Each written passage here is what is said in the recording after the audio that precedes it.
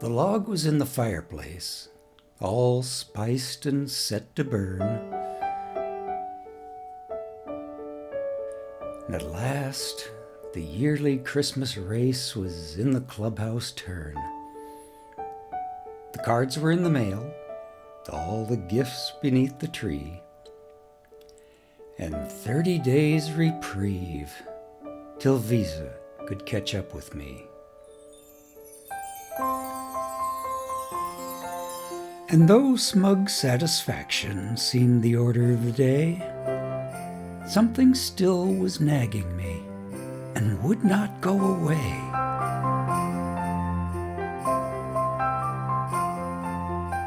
A week before, I got a letter from my old great-aunt. It read, "Of course, I'll understand completely if you can't. But if you find you have some time, how wonderful if we could have a little chat and share a cup of Christmas tea."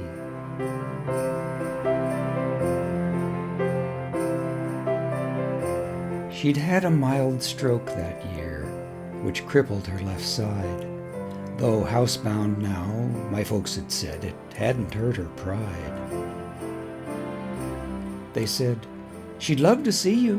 What a nice thing it would be for you to go and maybe have a cup of Christmas tea."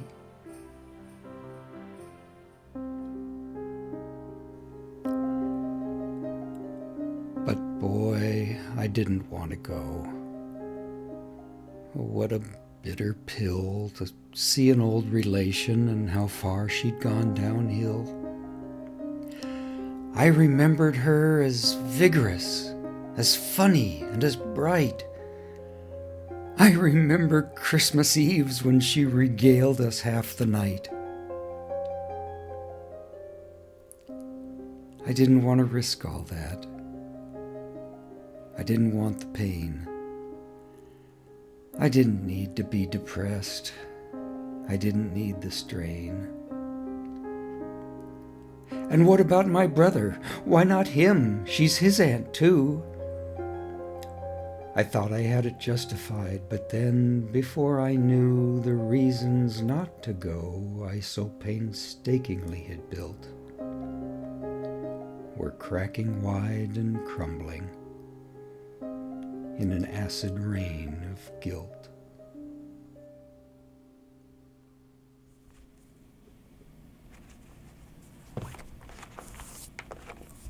I put on boots and gloves and cap, shame stinging every pore, and armed with squeegee, sand, and map, I went out my front door.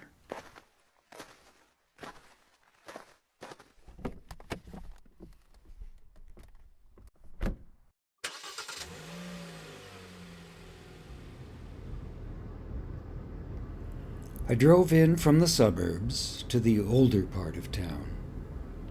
The pastels of newer homes gave way to gray and brown. I had that disembodied feeling as the car pulled up and stopped beside the wooden house that held the Christmas cup. How I got up to her door, I really couldn't tell. I watched my hand rise up and pressed the button of the bell.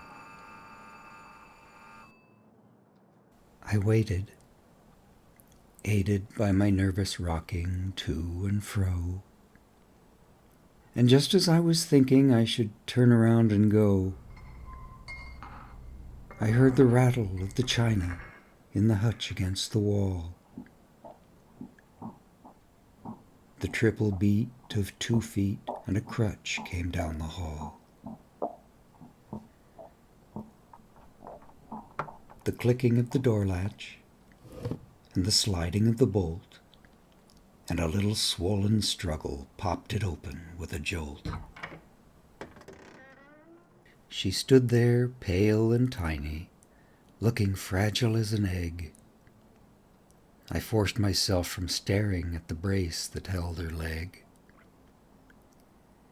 And though her thick bifocals seemed to crack back and spread her eyes. Their milky and refracted depths lit up with young surprise. Come in, she laughed the words. She took me by the hand, and all my fears dissolved away, as if by her command. We went inside, and then, before I knew how to react, before my eyes and ears and nose was Christmas past, alive, intact. The scent of candied oranges, of cinnamon and pine, the antique wooden soldiers in their military line, the porcelain nativity I'd always loved so much, the Dresden and the crystal I'd been told I mustn't touch. My spirit fairly bolted like a child out of class and danced among the ornaments of calico and glass. Like magic, I was 6 again, deep in a Christmas spell, steeped in a million memories the boy inside knew well.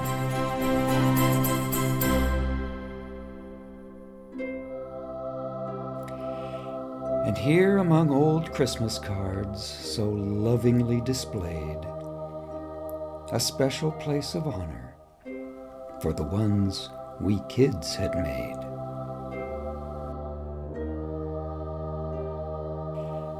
And there beside her rocking chair, the center of it all, my great aunt stood and said, how nice it was I'd come to call.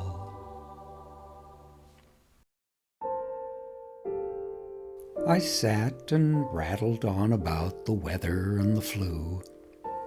She listened very patiently, then smiled and said, what's new? Thoughts and words began to flow. I started making sense. I lost that phony breeziness I use when I get tense. She was still passionately interested in everything I did.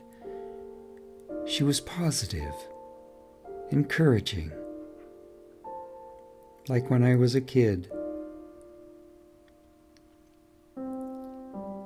Simple generalities still sent her into fits. She demanded the specifics, the particulars, the bits.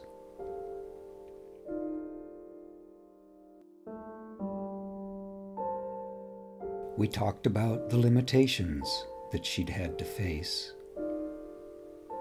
She spoke with utter candor and with humor and good grace.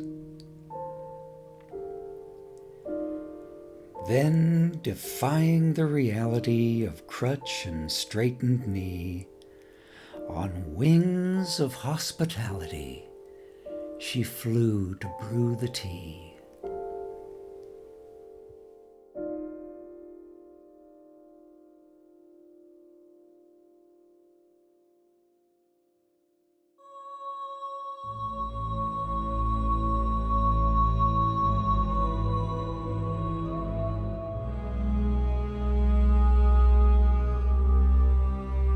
I sat alone with feelings that I hadn't felt in years. I looked around at Christmas through a thick, hot blur of tears.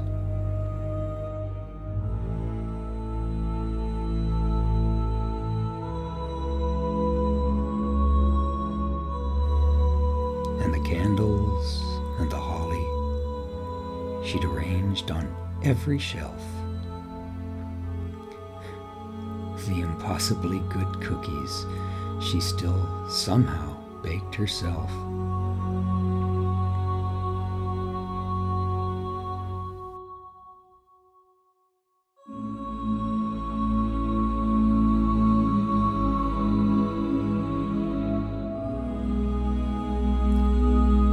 But these rich tactile memories became quite pale and thin when measured by the Christmas my great aunt kept deep within.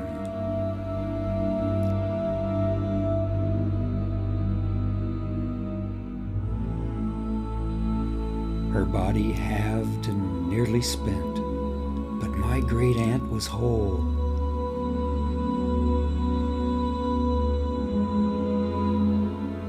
I saw a Christmas miracle, the triumph of a soul.